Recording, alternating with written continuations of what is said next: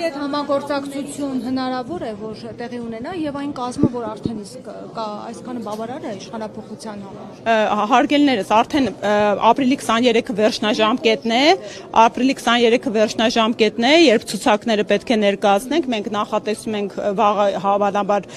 կներկայացնենք, ասեմ ավելին, առավոտյան արտահերտ է տեղի ունենալու մեր անվան հետ կապված հարցով իմ դիմումի հիման վրա կենտրոնական ընտրական հանձնաժողովում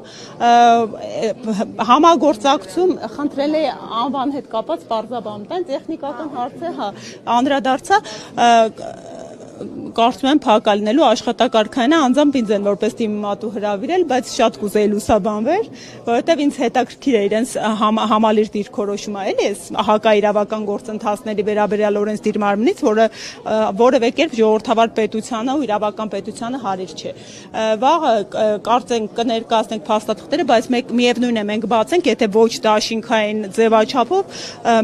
մեր համակարգող ղեկավարը համագործակցության շրջանակը կարմիր գծերը հրապարակել է, բացի ազգային ժողովի գործող քաղաքական ուժերից, մենք համագործակցել ենք բոլոր նոր իրենց ձեռքերը չկեղտոտած, նոր փորձառություն ունեցող քաղաքական ուժերի հետ։ Կանություն փոխելու համար նաև կարևոր է այնպիսի ուժեր, որոնք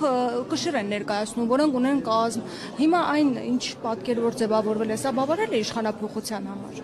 Հարգելիս, այս պայդրությամբ մենք ունենք մի տեսլական, մենք գնում ենք բացարձակ հաղթանակի ու այդ բացարձակ հաղթանակը հնարավոր ենք համարում։ Այդ իսկ պատճառով այլ տարբերակների խուսափում ենք մեկնաբանություն։